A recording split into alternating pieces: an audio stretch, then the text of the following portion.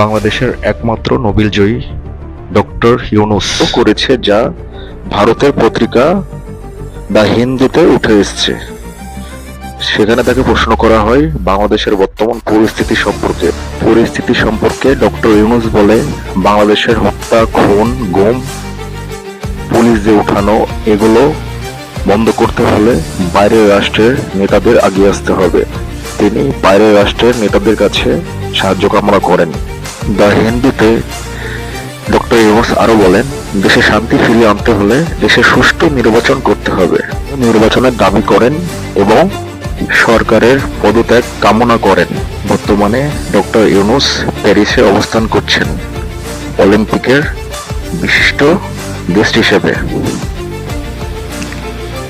বাংলাদেশের একমাত্র নোবেলজয়ী ডক্টর ইউনূস করেছে, যা ভারতের পত্রিকা দ্য হিন্দুতে উঠে এসেছে।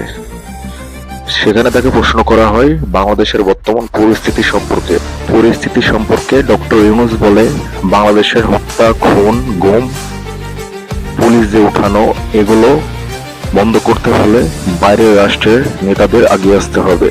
তিনি বাইরের রাষ্ট্রের নেতাদের কাছে সাহায্য কামনা করেন।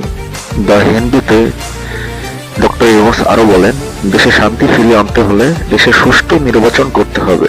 নির্বাচনের দাবি করেন এবং সরকারের পদত্যাগ কামনা করেন। বর্তমানে ডক্টর ইউনূস প্যারিসে অবস্থান করছেন অলিম্পিকের বিশিষ্ট গেস্ট হিসেবে। বাংলাদেশের একমাত্র নোবেলজয়ী ডক্টর ইউনূস করেছে, যা ভারতের পত্রিকা দ্য হিন্দুতে উঠে এসেছে।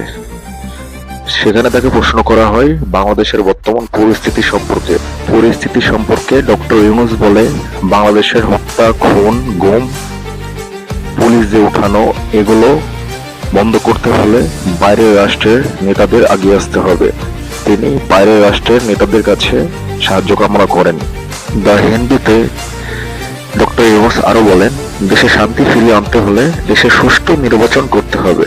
নির্বাচনের দাবি করেন এবং সরকারের পদত্যাগ কামনা করেন।